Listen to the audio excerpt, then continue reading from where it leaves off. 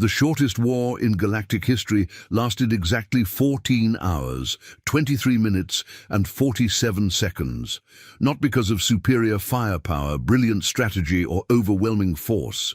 No, it ended because Commander Globnix of the Vorthakian Empire couldn't figure out how to operate the airlock on his own ship and accidentally declared a tea break in the middle of what was supposed to be a terrifying invasion. But we're getting ahead of ourselves. Let's rewind to the moment when the most spectacularly incompetent military decision in the known universe was made by beings who had never actually seen combat, didn't understand what weapons were for, and had somehow convinced themselves that Earth was populated by murderous breakfast cereal manufacturers who tortured small grains for entertainment. Commander Globnix, a creature that looked like a cross between a disappointed umbrella and a very anxious filing cabinet, stood before the Vorthakian High Command's Supreme Council of extremely important decisions that nobody really understood. His 4 eyes blinked in a pattern that resembled a broken Christmas tree, while his tentacles nervously rearranged the papers on his desk for the 17th time in 5 minutes. "Fellow Vorthakians," he announced, his voice carrying all the authority of a substitute teacher trying to control a classroom full of caffeinated squirrels. "The time has come to eliminate the greatest threat our peaceful civilization has ever faced." The council members, 18 beings who collectively possessed the military knowledge of a particularly confused houseplant, leaned forward with the kind of interest usually reserved for watching paint dry or waiting for government bureaucracy to function efficiently. They had been desperately looking for something exciting to do ever since they'd successfully negotiated peace treaties with every species in their sector, including the notoriously violent flurbanoids, who had turned out to be surprisingly reasonable once someone explained that their traditional war dances were actually elaborate recipes for soup. "What threat could possibly warrant military action?" asked Sub-Commander Flibberty-Gibbet, whose name was unfortunately not a joke, but rather the result of a tragic accident involving a random name generator and a bureaucrat with a wicked sense of humor. "We haven't had to use our military in over 4,000 years. Most of our soldiers have forgotten which end of a blaster is supposed to point away from their faces." Globnix activated the central holographic display with a dramatic flourish that would have been more impressive if he hadn't accidentally shown his collection of pressed flowers from his recent vacation to the Spiral Nebula's most boring planet first. After several embarrassing minutes of fumbling with controls that clearly hadn't been designed for beings with tentacles, he finally managed to display a somewhat fuzzy image of Earth that looked like it had been photographed through a dirty window during an earthquake. "Behold!" he proclaimed, gesturing wildly and accidentally knocking over a potted plant that had been quietly minding its own business. "The death world known as Terra, also called Earth, and sometimes referred to as Sol 3, though nobody really knows why." The council gasped collectively, which sounded remarkably like 18 vacuum cleaners being turned on simultaneously while someone played a tuba in the background. "Intelligence reports indicate this planet is inhabited by a species called humans, who have weaponized absolutely everything on their world," Globnix continued, consulting notes that appeared to have been written in crayon by someone having a nervous breakdown. "They've turned innocent grains into explosive breakfast cereals that literally snap, crackle, and pop. They've created beverages so potent they cause their own species to vibrate with unnatural energy. They've developed torture chambers called gymnasiums, where they voluntarily subject themselves to heavy metal objects. And most terrifying of all," Globnix paused for dramatic effect, which was somewhat ruined by the fact that he was still trying to upright the fallen plant. "They've weaponized tiny frozen water crystals and throw them at each other during seasonal warfare celebrations." The truth, of course, was considerably more mundane and infinitely more ridiculous. The Vorthakian Intelligence Network consisted entirely of junior analyst Blogsworth, a recent Academy graduate who'd been monitoring Earth's electromagnetic emissions for the past 8 months. Unfortunately, Blogsworth had been exclusively intercepting children's television programming, breakfast, cereal commercials, coffee advertisements, fitness videos, and a particularly intense documentary about competitive snowball fighting. Blogsworth, who was currently hiding behind a stack of reports and hoping nobody would notice that half his analysis was based on cartoon shows, had somehow concluded that Earth was populated by hyperactive beings who consumed explosive foods, operated under the influence of stimulant drugs, engaged in ritualistic physical torture, and conducted organized frozen projectile warfare during specific seasonal periods. "Sir," interrupted junior advisor Twitter-pated, raising a nervous appendage while simultaneously trying to blend into the background, "perhaps we should attempt diplomatic contact first? The Galactic Convention of Civilized Beings clearly states that all conflicts should begin with a strongly worded letter and at least 3 formal complaints filed in triplicate." "Diplomatic contact?" Globnix's top 2 eyes bulged dangerously, while his bottom eyes began spinning in opposite directions, creating a nauseating strobe effect. "With creatures who feed explosive grains to their offspring, who voluntarily consume liquid stimulants that could probably power small spacecraft, who celebrate by hurling frozen ammunition at each other, who torture themselves with metal objects for recreation. No! The only language these breakfast cereal barbarians understand is the language of war." It should be noted that Commander Globnix had learned everything he knew about warfare from a collection of romantic poetry that had been accidentally misfiled in the military strategy section of the Vorthakian Central Library. His understanding of combat tactics was therefore heavily influenced by metaphors about passionate embraces, dramatically billowing curtains, and the kind of emotional intensity usually reserved for soap opera characters discovering they were actually related to their love interests. "But sir," Twitter-pated persisted with the kind of nervous determination usually displayed by someone trying to explain quantum physics to a particularly stubborn goldfish, "we don't actually have any weapons. We've been a peaceful civilization for over 6,000 years. Our most advanced military technology is a ceremonial horn that plays our national anthem, and even that's been broken since the Great Peace Festival of 2847. Globnix waved dismissively with 3 of his tentacles, while using the 4th to finally succeed in rescuing the plant. "Details, minor inconveniences, trivial obstacles. We'll figure something out during the journey. The important thing is to strike swiftly, before these cereal-wielding maniacs can deploy their breakfast-based weapons of mass nutrition against innocent civilizations throughout the galaxy." "Sir," ventured another council member, whose name was either Bingleberry or Jingleberry, depending on which official document you consulted, "what exactly do we plan to attack them with? Our ships are equipped with scientific instruments, comfortable seating, and really excellent climate control, but nothing that could actually hurt anyone.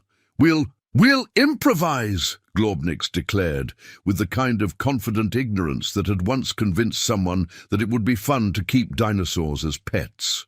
"Perhaps we can overwhelm them with strongly worded speeches, or bore them into submission with detailed readings from our agricultural regulations.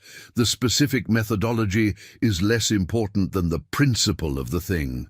And so, with the kind of enthusiastic incompetence that had historically led to such brilliant ideas as chocolate teapots and waterproof towels, the Vorthakian Empire officially declared war on Earth. The declaration was broadcast across subspace on all standard diplomatic frequencies, which was their first mistake. Their second mistake was formatting the entire document as a cheerful musical number. Their third mistake was accidentally including their complete military specifications, detailed star maps of their home system, Globnix's grandmother's recipe for fungus casserole, and a surprisingly comprehensive list of their species' most embarrassing phobias. Meanwhile, on Earth, Dr. Wilhelmina Crumplebottom was experiencing what she optimistically called a character-building day. As the newly appointed head of the Department of Extraterrestrial Communications and Confusing Paperwork, a position she'd accepted primarily because it came with its own coffee machine, unlimited sick days, and a parking space that was technically closer to the building than the dumpster. She had spent the morning dealing with 23 reports of alien encounters that had turned out to be people getting lost in shopping malls and mistaking escalators for interdimensional transport devices. The department itself was housed in a converted janitor's closet in the sub-basement of the United Nations building, squeezed between the Department of Things Nobody Wants to Think About and the Office of Cosmic Bureaucratic Nightmares. Dr.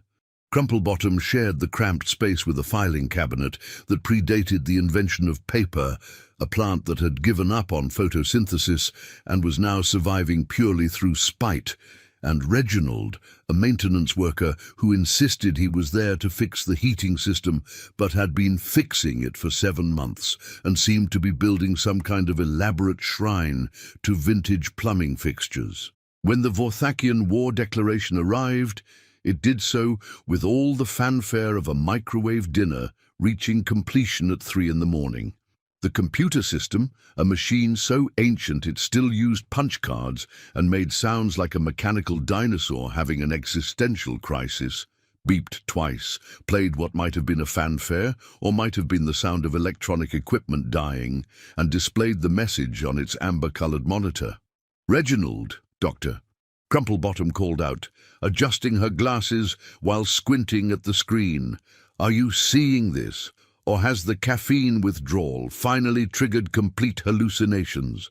Reginald looked up from where he was supposedly calibrating a pipe junction with the intensity of a surgeon performing brain surgery.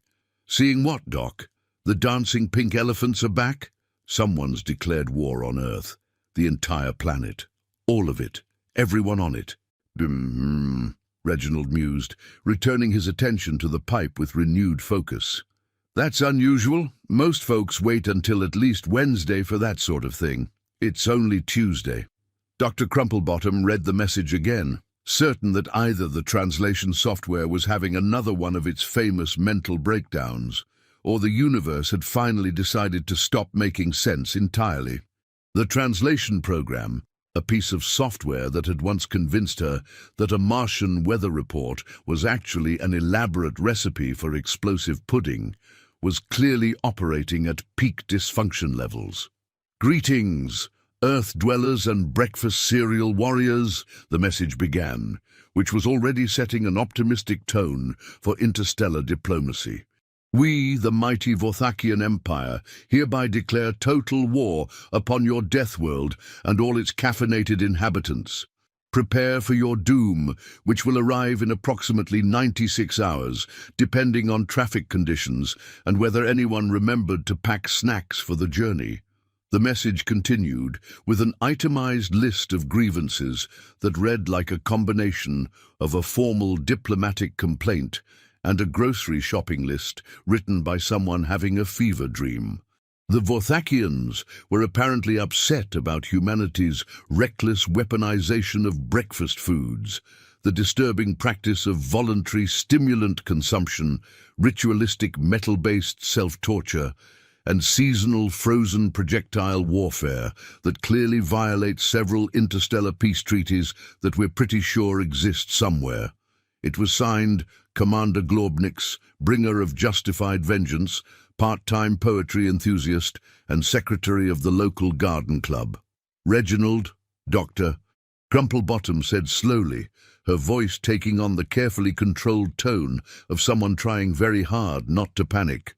"I think we might have a situation that's slightly more serious than the usual Tuesday weirdness." "What kind of situation? The someone accidentally ordered 1,000 rubber ducks instead of office supplies kind, or the aliens want to exterminate us because they think we're torturing breakfast cereals kind?" "Definitely the second one. Also, they seem to be concerned about our coffee consumption habits and the fact that we throw snowballs at each other." Reginald finally looked up from his pipe, his expression shifting from professional indifference to mild interest.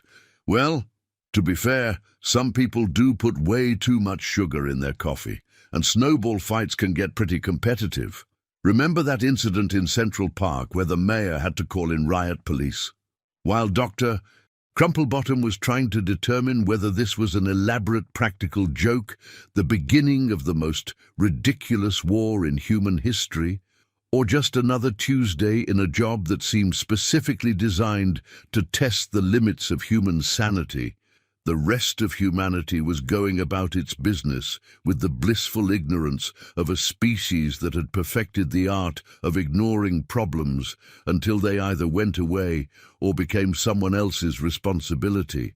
The first indication that something unusual was happening came when radio telescopes around the world began picking up what sounded like a very large, very lost and very confused group of tourists trying to ask for directions while simultaneously arguing about who was supposed to bring lunch and whether anyone had remembered to pack the emergency knitting supplies. Dr. Percival Cranksworth of the Arecibo Observatory was the first to properly decode the alien transmissions. Dr.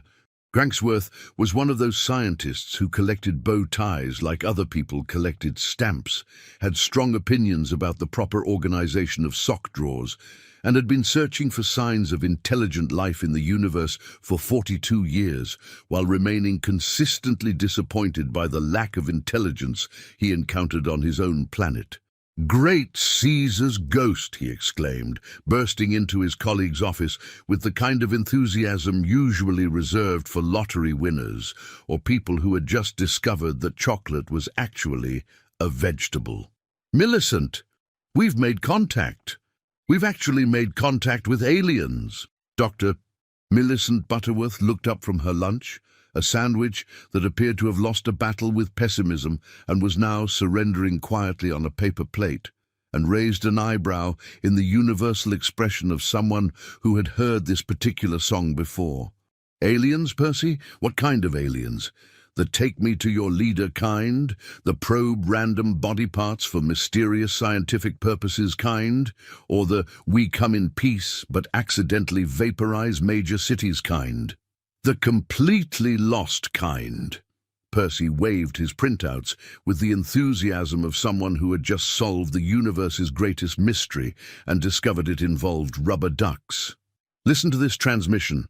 Turn left at the big shiny star. No, the other big shiny star. The yellow one, not the blue one. For the love of all that is sacred," twitterpated, "this is why we should have invested in a proper navigation system instead of trying to follow the instructions on that tourist brochure." Millicent set down her defeated sandwich, which seemed grateful for the reprieve. "They're lost. Magnificently lost. They've been trying to find Earth for the past 27 hours and keep ending up at the wrong planets. According to their latest transmission, they've accidentally invaded Jupiter twice, tried to land on Saturn's rings, and somehow got into an argument with Mars about parking violations. The situation was becoming clearer, though not necessarily more sensible.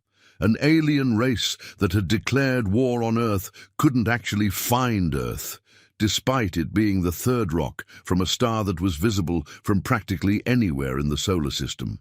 This was roughly equivalent to declaring war on New York City and then spending the day attacking a mailbox in rural Nebraska while insisting that the Empire State Building must be around there somewhere.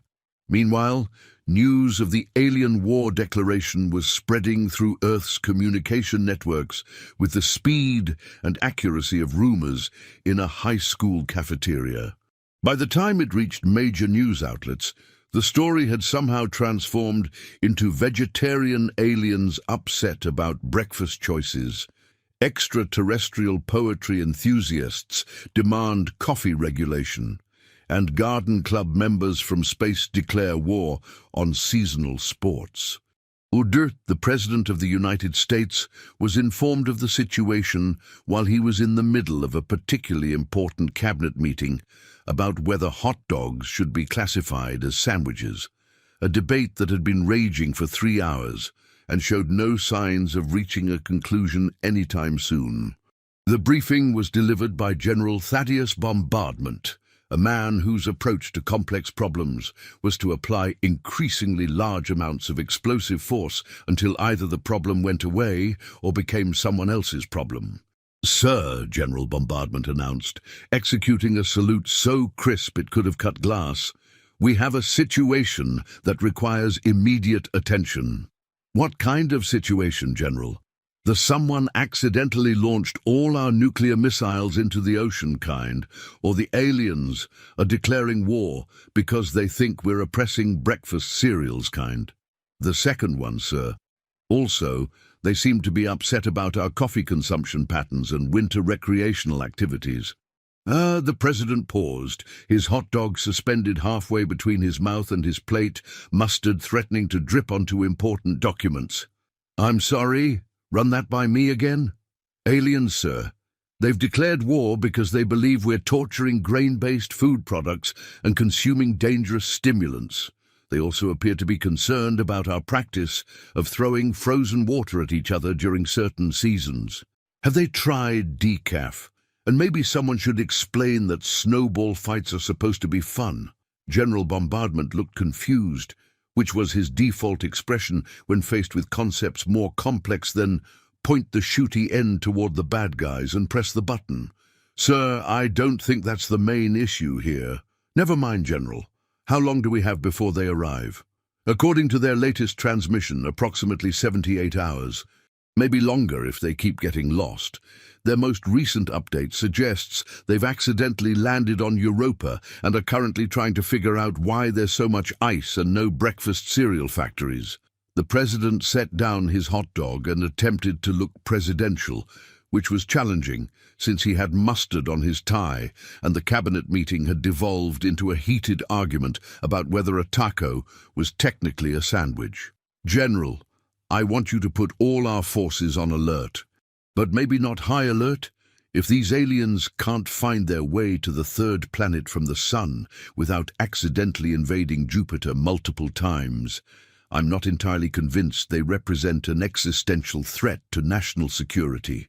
While Earth's leaders were trying to figure out how to prepare for war against enemies who were apparently navigationally challenged enough to make a GPS system weep in frustration, Commander Globnix and his fleet were having their own problems. The Vothakian war fleet, if 3 ships that looked like flying mushrooms that had given up on life could be called a fleet, had finally accepted that Jupiter was not in fact Earth, despite being a planet that definitely existed in the same solar system.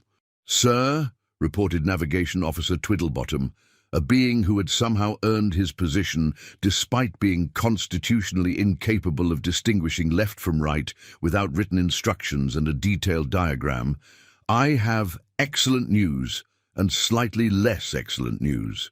Globnix was seated in his command chair, which was actually just a very comfortable recliner that someone had bolted to the floor and decorated with official-looking buttons that didn't actually do anything. "Give me the slightly less excellent news first. I find it helps manage expectations." "The slightly less excellent news is that we've been attempting to invade the wrong celestial body for the past 12 hours.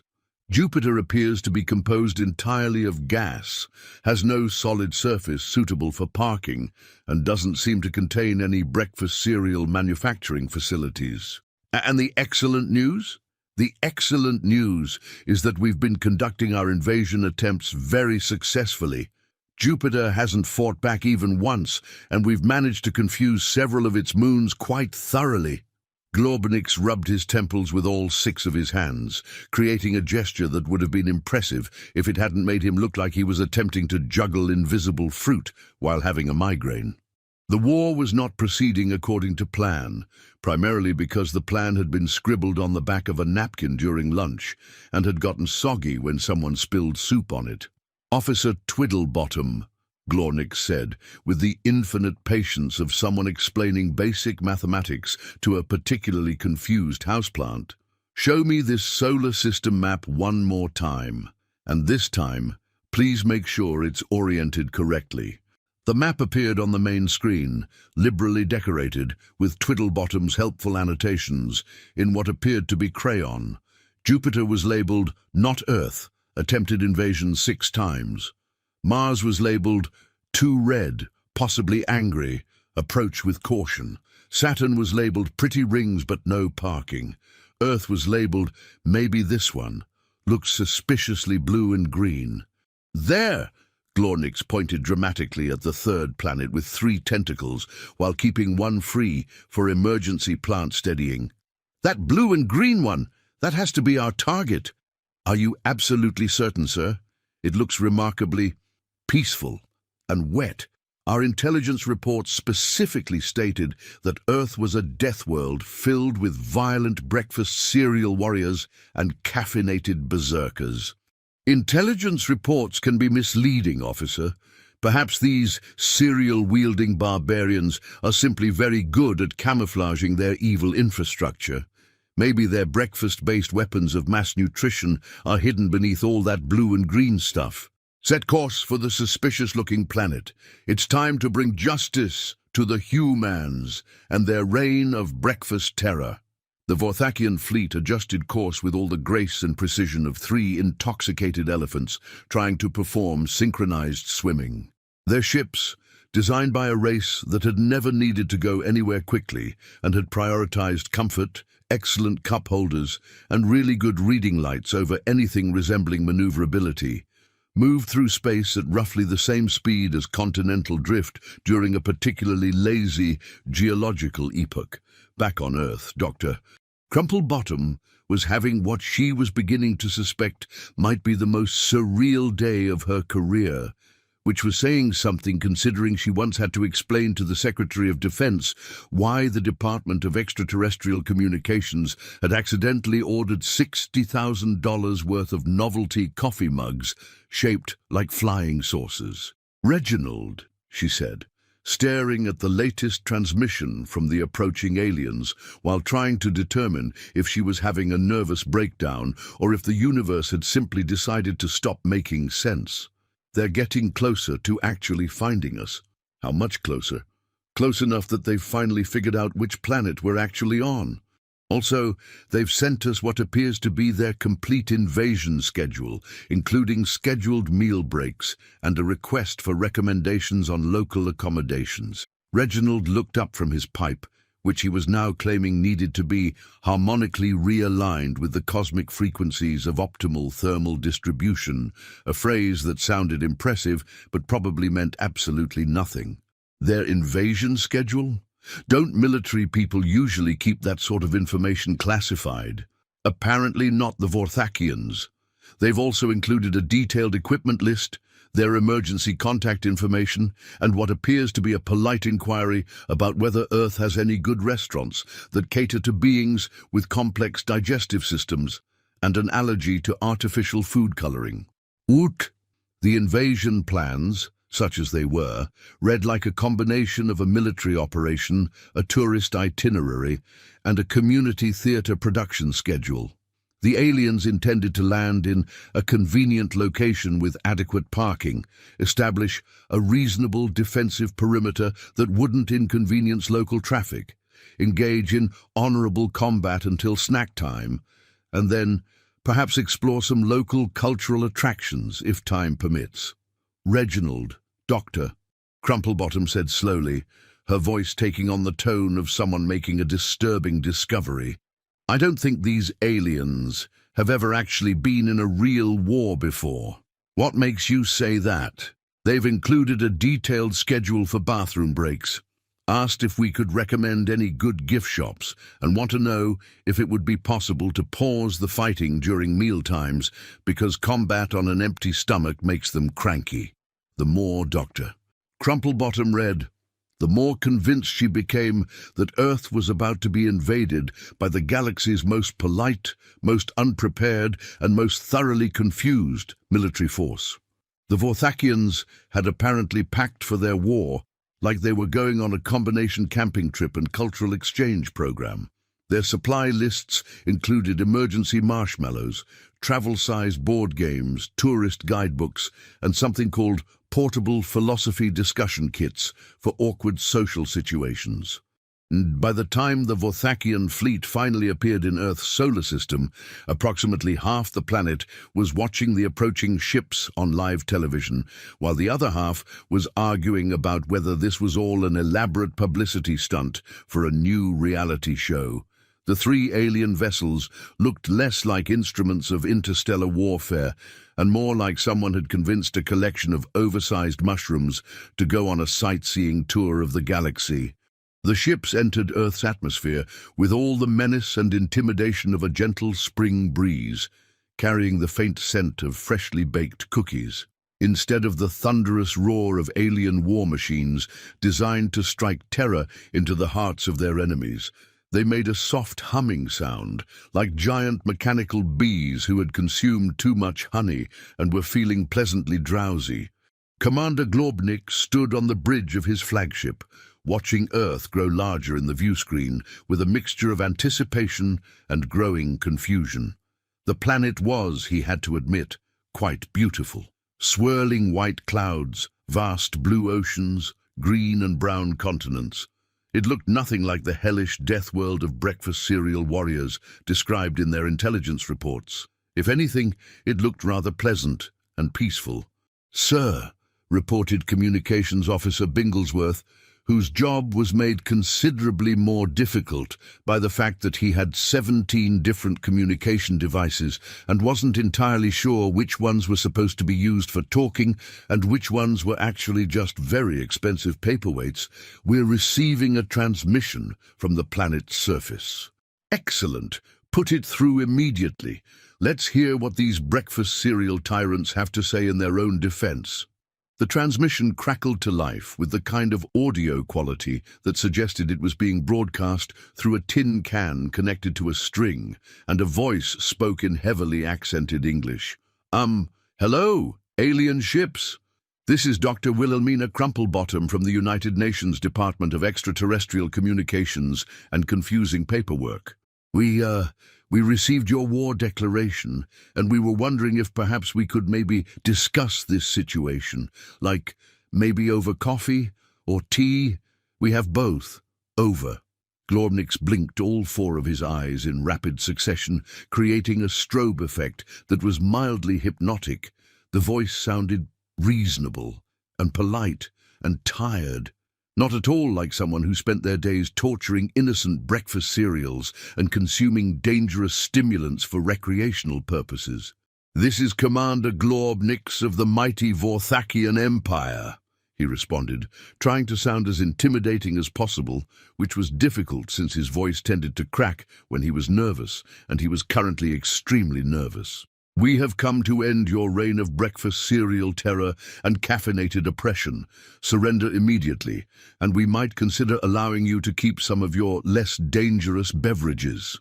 There was a long pause from Earth's surface, filled with what sounded like muffled conversation and possibly someone laughing. Then, "I'm terribly sorry, Commander, but I think there might be some kind of misunderstanding here." "Did you say breakfast cereal terror?" "Misunderstanding?" Globnix's voice shot up 3 octaves, making him sound like a particularly indignant chipmunk who had just discovered that someone had been eating his acorn collection. "There's no misunderstanding about breakfast food violence and stimulant abuse." Another pause, longer this time. "Commander, could you perhaps land somewhere safe? Maybe we could discuss this over some refreshments. We could clear a nice spot for you to park your ships."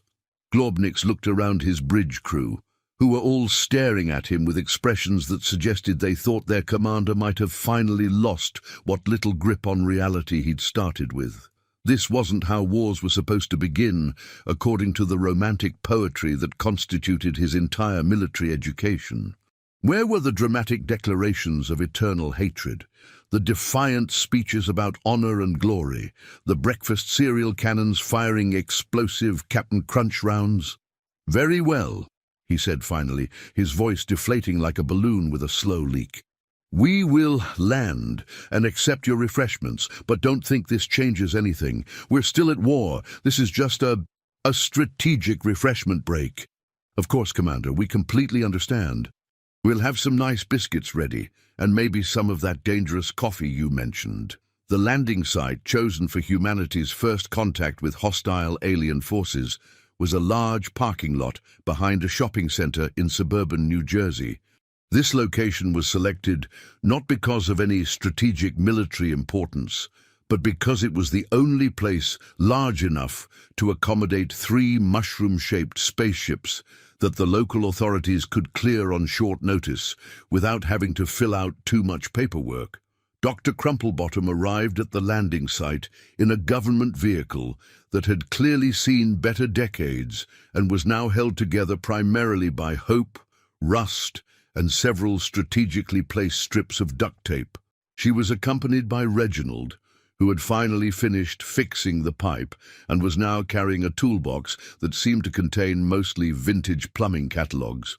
Dr. Cranksworth, who was practically vibrating with excitement and had brought 3 different cameras, a tape recorder, and a notebook for autographs, and General Bombardment, who had brought enough weaponry to level a small city just in case the aliens tried anything suspicious, like being excessively friendly.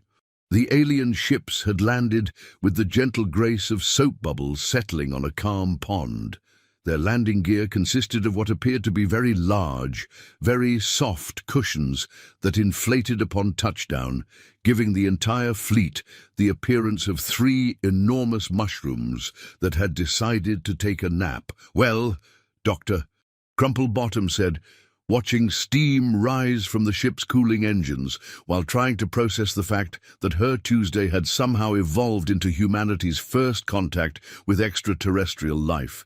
"This is either going to be the most important moment in human history or the most embarrassing." The airlock of the lead ship opened with a sound like someone opening a particularly stubborn pickle jar, followed immediately by a series of bumps, crashes, mechanical groaning, and what sounded distinctly like alien swearing involving words that couldn't possibly be anatomically accurate for any known species. After several minutes of increasingly frustrated mechanical noises, punctuated by what was clearly a heated argument about instruction manuals, a small ramp extended from the ship and promptly collapsed with a crash that echoed across the parking lot. More alien swearing followed, along with what sounded like someone reading an instruction manual aloud very loudly while getting increasingly confused and possibly throwing things. "Should we offer to help them, Doctor?" Cranksworth whispered, his scientific excitement warring with his natural British politeness. "Help them what? Invade us more efficiently?"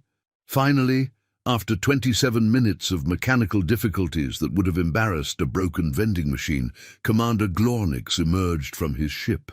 He was, Dr. Crumplebottom had to admit, not exactly what she had expected from an alien warlord bent on conquering Earth. For one thing, he was approximately 4.5 feet tall and shaped like a very worried pear that had been decorated by someone with questionable taste in fashion accessories. His 4 eyes blinked in a complex pattern that made him look like an extremely anxious disco ball, while his tentacles seemed to have a life of their own and kept rearranging his uniform in a futile attempt to make it look more official.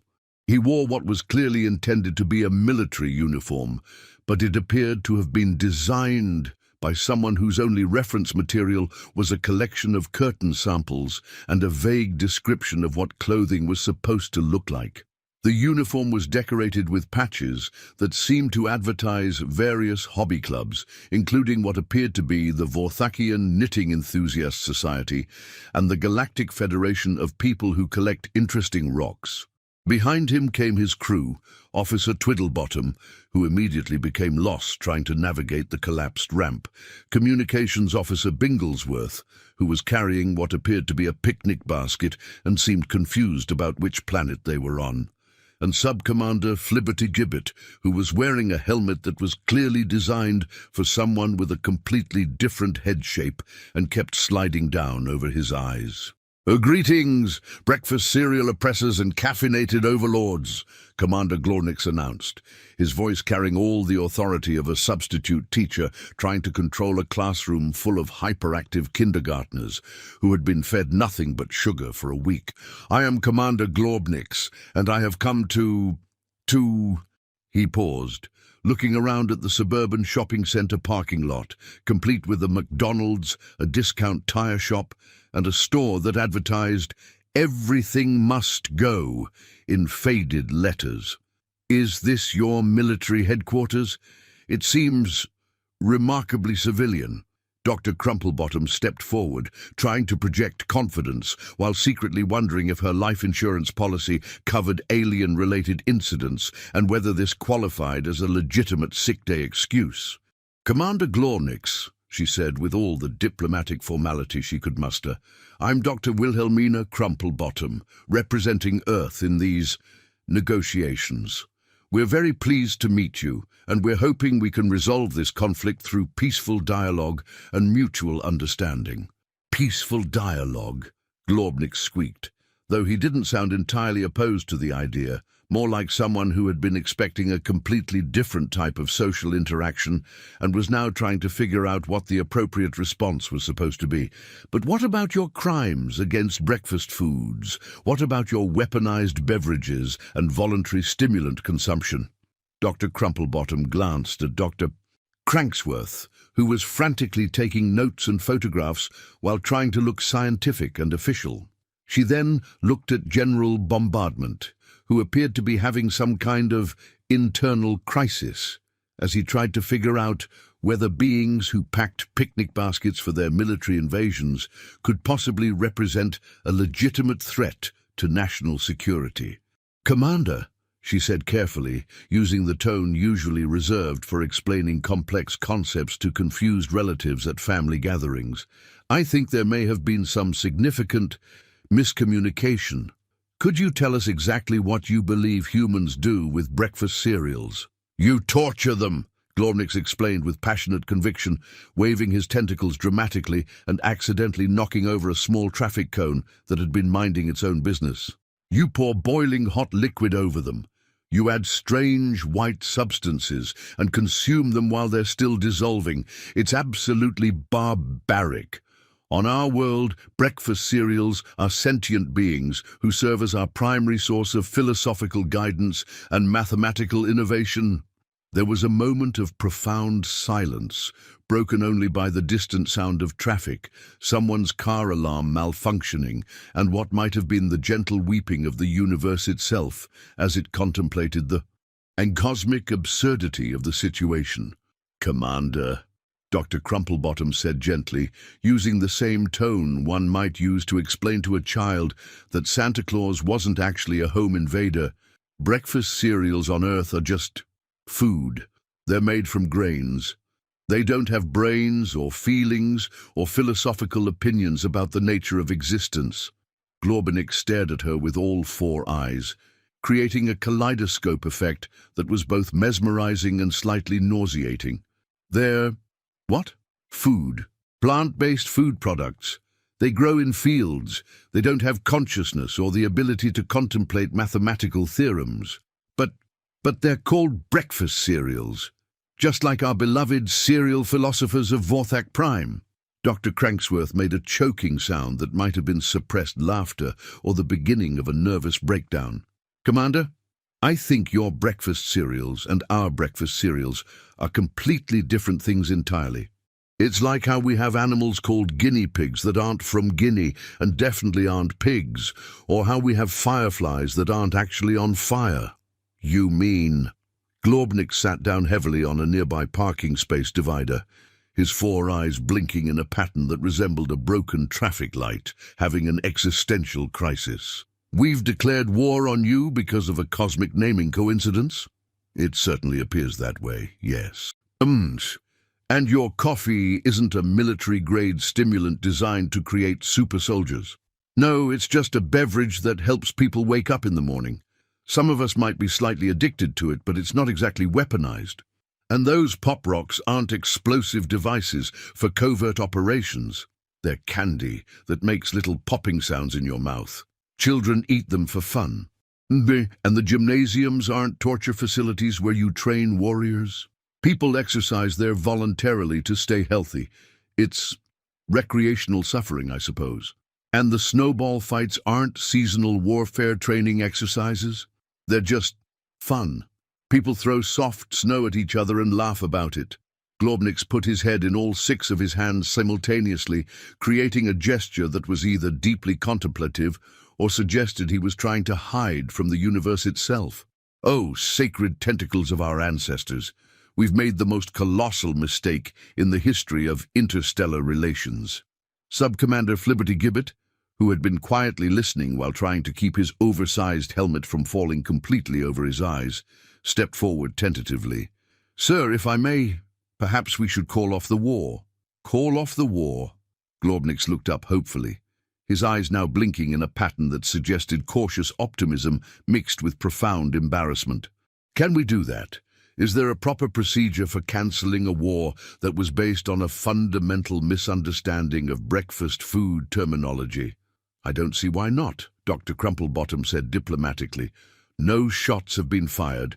No one's been injured, unless you count that traffic cone you knocked over, and it's all based on what appears to be the most elaborate miscommunication in galactic history.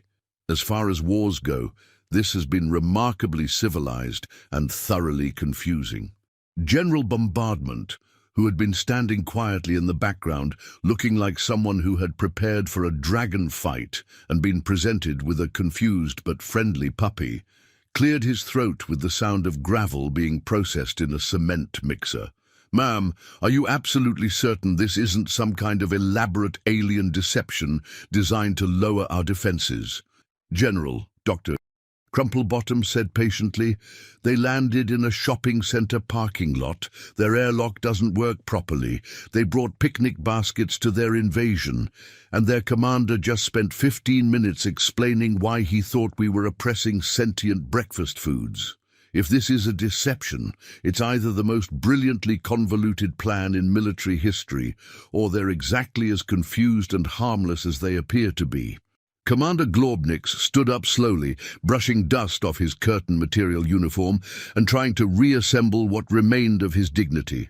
"Dr. Crumplebottom, on behalf of the entire Vorthakian Empire, I formally apologize for this misunderstanding.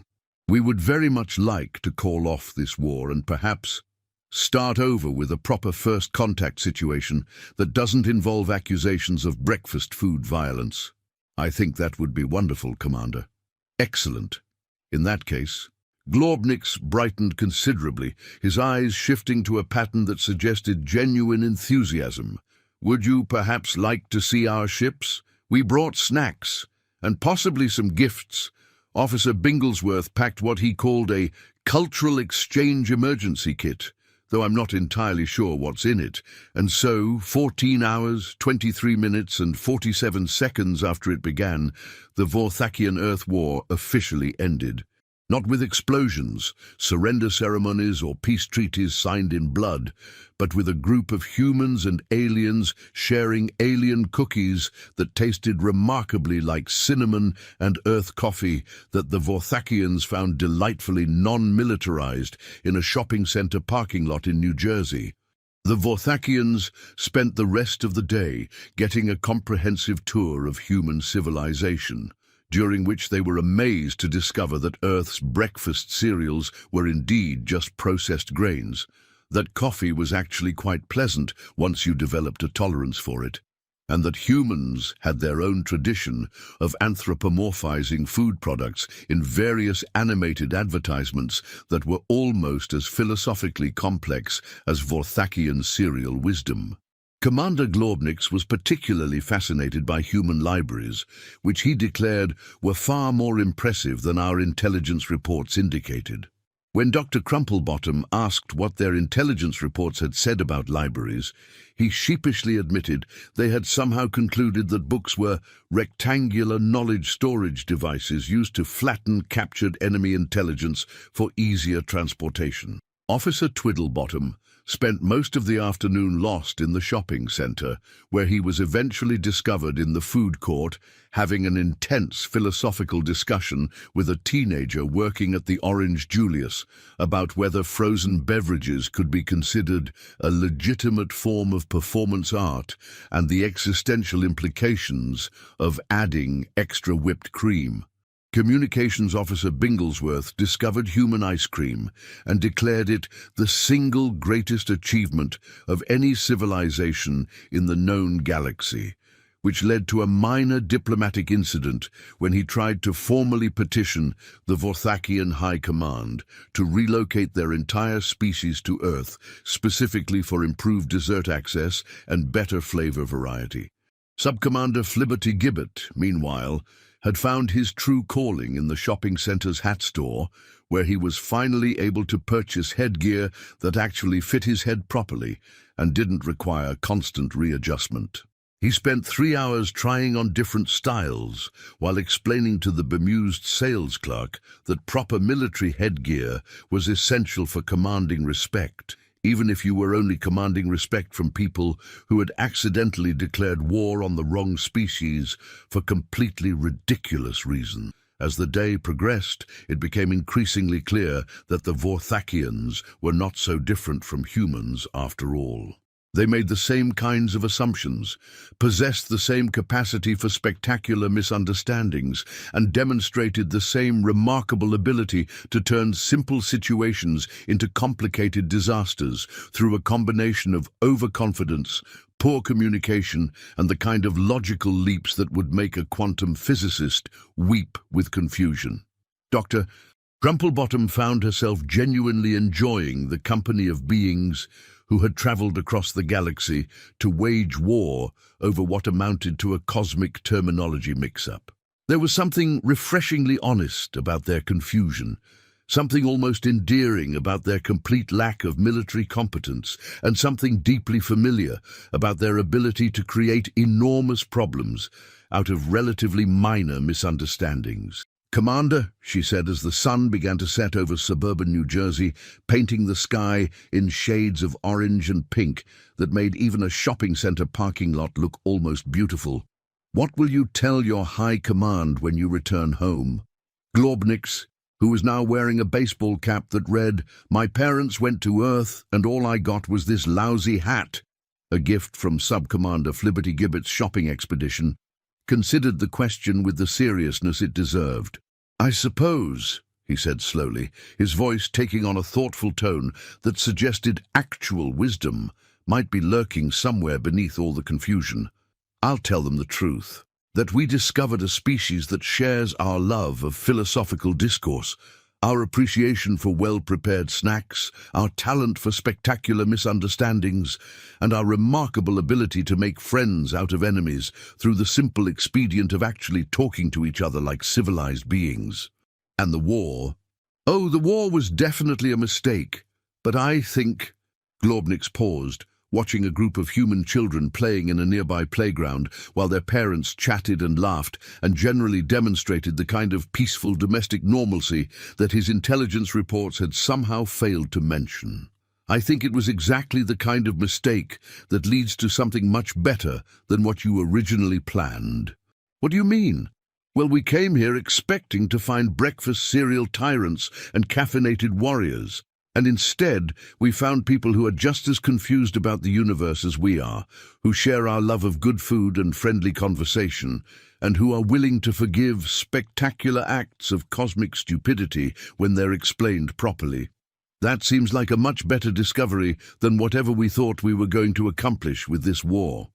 Dull, as the Vorthakian ships prepared to depart, loaded down with Earth coffee, ice cream recipes, several pounds of non-sentient breakfast cereals for comparison purposes, and an impressive collection of souvenir T-shirts, Dr. Crumplebottom reflected on the day's events. Humanity's first contact with hostile alien life had lasted less than 15 hours and had ended with everyone sharing snacks, exchanging cultural artifacts, and making plans for future social visits.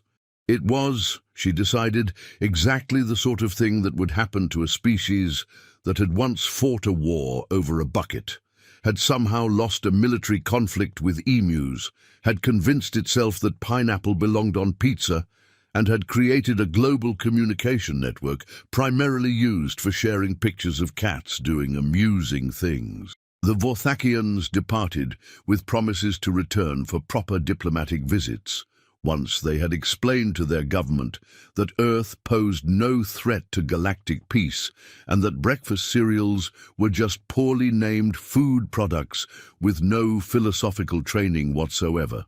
Commander Globnix's final transmission to Earth was brief but heartfelt. Thank you for showing us that the universe is full of wonderful misunderstandings waiting to become friendships, and that the best way to avoid interstellar conflicts is to actually ask questions before declaring war. Also, please send more ice cream recipes. Our scientists are convinced they can reverse engineer the technology. Doctor. Crumplebottom filed her report on humanity's shortest war in the Department of Extraterrestrial Communications official records, concluding with a single observation that would eventually become required reading in diplomatic academies throughout the galaxy.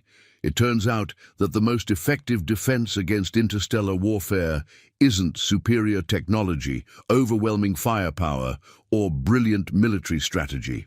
It's the simple recognition that most problems in the universe stem from the fact that everyone is operating with incomplete information, questionable assumptions, and the unshakable belief that their understanding of breakfast food terminology is universally applicable. The war that was supposed to determine the fate of Earth lasted exactly 14 hours, 23 minutes, and 47 seconds, and the only casualties were one traffic cone, Commander Globnix's dignity, and the Vorthakian Empire's reputation as a military force, though they gained considerable respect as the galaxy's most polite accidental invaders.